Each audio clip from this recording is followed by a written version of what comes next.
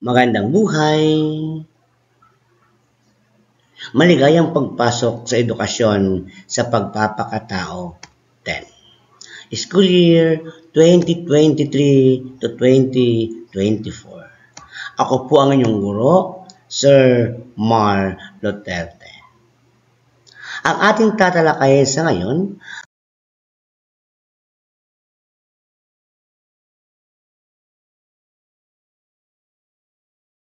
ay ang Module 10, Pagmamahal sa Bayan. Ano nga ba ang pagmamahal sa bayan? Ito ay ang pagkilala sa papel na dapat gampanan ng bawat mamamayang bumubuo rito. Tinatawag din itong patriotismo mula sa salitang Latin na pater na ang ibig sabihin ay ama na karaniwang inuugnay sa salitang pinagmulan or pinanggalingan. Patriotismo. Ano nga ba ito? Ito yung pagsasaalang-alang ng kalikasan ng tao, kasama rin dito ang pagkakaiba sa wika, kultura, at relihiyon na kung saan tuwiran nitong binibigyang kahulugan ang kabutihang pananaw. Nasyonalismo. Ito ay tumutukoy sa mga ideolohiyang pagkamakabayan at damdaming bumibigkis sa isang tao at sa iba pang may pagkakaparehong wika, kultura at mga kaugalian o tradisyon. Ano nga ba ang kahalagahan ng pagmamahal sa bayan? Una, ang pagmamahal sa bayan ay nagiging daan upang makamit ang layunin. Pangalawa, pinagbubuklod ng pagmamahal sa bayan ang mga tao sa lipunan. Pangatlo, naiingatan at napapahalagahan ng pagmamahal sa bayan ang karapatan at dignidad ng tao. Pang-apat, napapahalagahan ng pagmamahal sa bayan ang kultura at paniniwala at pagkakakilanlan. Mga pagpapahalaga na indikasyon ng pagmamahal sa bayan. Ang dignidad ng persona ng tao ay kasama sa kanyang karapatan na magiging bahagi sa aktibong pakikilahok sa lipunan upang makapag-ambag sa kabutihang panlahat ayon kay San Juan Pablo de 22. Ang mga sumusunod ay pagpapahalagang dapat linangin ng bawat Pilipino upang maisabuhay ang pagmamahal sa bayan. Nakapaloob ang mga ito sa panimula or preamble ng 1987 Konstitusyon ng Pilipinas. Pagpapahalaga sa buhay. Ang paggalang sa buhay ay isang obligasyon sa Diyos ng bawat isa. Dahil ang buhay ay mula sa Kanya, kung kaya't walang pwedeng kumitil ng buhay ng tao. At isa sa indikasyon ng pagpapahalaga sa buhay ay ang pangangalaga sa ating kalusugan. Pangalawa, katotohanan. Ang integridad ng tao ay napakahalaga kung kaya't tayo ay marapat na magsalita ng pawang katotohanan lamang. Sapagkat kapag ito ay nasira, mahirap nang ibalik. Pangatlo, pagmamahal at pagmamalasakit sa kapwa. Isa sa mga pamamaraan upang maipakita ang pagmamahal ay ang pagtulong sa kapwa na walang inihintay na kapalit. Pang-apat, pananampalataya. Ito ay tumutukoy sa pagtitiwala o pagmamahal sa Diyos, na kung saan tayo ay umaasa na siya ay ating kasama sa lahat ng pagkakataon. Paggalang. Ang paggalang ay isa sa mga elemento ng kabutihang panlahat sapagkat kapag ginagalang mo ang iyong kapwa, hindi mo siya magagawang dayain o masaktan. Katarungan. Isa sa mga indikasyon ng pagiging makatarungan ay ibibigay sa tao ang nararapat sa kanya. Dapat na isa sa buhay ang mga bagay na dapat niyang maranasan. Kapayapaan. Ang kapayapaan ay indikasyon ng kabutihang panlahat sapagkat kapag may kaguluhan, walang pag-unlad. Then, kaayusan. Ang pagiging organisado ng ideya, salita, kilos na may layunin. Hindi iyong babara-bara sapagkat iyo ay makakasira sa atin, subalit kapag umiral ang kaayusan, magkakaroon ng mabuting ugnayan sa ating kapwa. Pagkalinga sa pamilya at salinlahi. Ang pangingibabaw ng papel ng pamilya bilang pangunahing institusyon ng lipunan na siyang tutugon sa pag-unlad na inaasam-asam. Kasipagan. Ang pagiging matyaga na tapusin ang anumang uri ng gawain ng buong husay at may pagmamahal. Ginagamit ang talento at kausayan sa pamamaraang makatutulong sa kapwa ng buong kagalakan. Pangangalaga sa kalikasan at kapaligiran. Ang pagsasabuhay ng responsibilidad bilang tagapangalaga ng kalikasan at mga bagay na nilikha ng Diyos laban sa anumang uri ng pang-aabuso o pagkawasak. Pagkakaisa.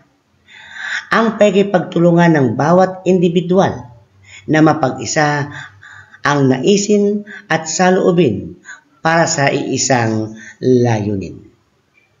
Kabayanihan. Ito ay sinasagot ang mga tanong na ano ang magagawa ko para sa bayan at para sa aking kapwa. Kalayaan. Ang pagiging malaya na gumawa ng mabuti, mga katanggap-tanggap na kilos na ayon sa batas na ipinatutupad bilang pagsasabuhay ng tungkulin ng isang taong may dignidad. Pagsunod sa batas. Ang pagkilala, paghihikayat at pakikibahagi sa pagsasabuhay ng mga ipinasang batas na nangangalaga sa karapatan ng bawat mamamayan. Isa ito sa mga pangunahing susi sa pag-unlad ng bansa bilang pagsasabuhay ng makataong lipunan. Pagsulong ng kabutihang panlahat. Ang sama-samang pagkilos upang mahikayat ang lahat na lumahok sa mga pagkakataong kinakailangan para sa ikabubuti hindi lamang ng sarili, ng pamilya, kundi ng lahat.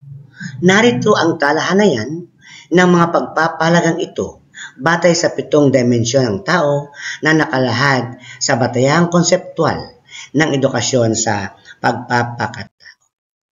Meron tayong dimensyon ng tao, mga pagpapahalaga na nagpapakita ng pagmamahal sa bayan mula sa 1987 Konstitusyon ng Pilipinas.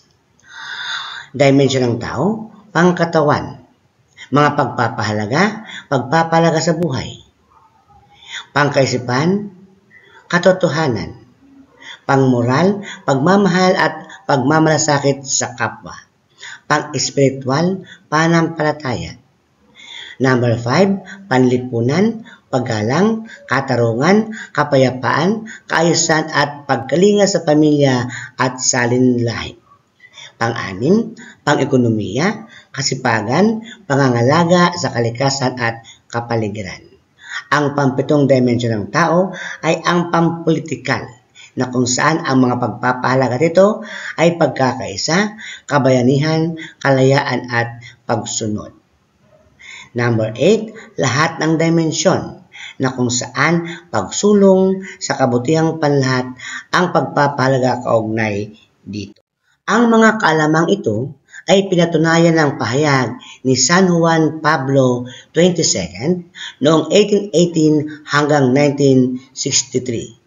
Ang dignidad ng tao ay kasama sa kanyang karapatan na maging bahagi sa aktibong pakikilahok sa lipunan upang makapag-ambag sa kabutihang panlahat. Mga angkop na kilos na nagpapamalas ng pagmamahal sa bayan. Ayon kay Alex Lacson, ito yung mga simpleng bagay. Una, mag-aral ng mabuti. Pangalawa, huwag magpapahuli. Ang oras ay mahalaga. Ika nga, ang pera ay pwedeng maibalik, subalit ang oras pag lumipas na ay hindi na kailanman maibabalik pa. Pumila ng maayos kapag hinihingi ng pagkakataon. D. Awitin ang pambansang awit ng may paggalang at dignidad. E. Maging totoo at tapat, huwag mangopya o magpakopya. F. Magtipid ng tubig, magtanim ng puno, at huwag magtapon ng basura kahit saan. Iwasan ang anumang gawain na hindi nakatutulong. Bumili ng produktong sariling atin, huwag peke o smuggle. Kung pwede nang bumoto, isagawa ito ng tama. Alagaan at igalang ang nakakatanda, maging ang mga nakakabata. Isama sa panalangin ang bansa at ang kapwa mamamayan. Bukod sa mga nabanggit, malaking tulong din ang pagkakaroon ng tamang pag-uugali at kritikal na pag-iisip. Diyan po nagtatapos yung ating aralin. Ngayon, bilang pagtatasa kaugnay sa ating aralin, sagutin po ang mga sumusunod na tanong at ilagay sa kwaderno. Number 1, ano-anong kaalaman ang nahinuha mo mula sa aralin binasa? Isa-isahin at ipaliwanag ang mga ito. Pangalawa, bakit mahalaga na isabuhay ang mga pagpapahalagang itinataguyod ng bansa? Ipaliwanag. Pangatlo, ano-anong kakayahan na mayroon ka upang maisabuhay ang mga pagpapahalaga? Patunayan. Inaasahan ko po na gagawin niya sa notebook upang makita kung kayo po ay natuto mula doon sa ating mga aralin. Sabi nga, ang pagiging Pilipino ay isang biyaya.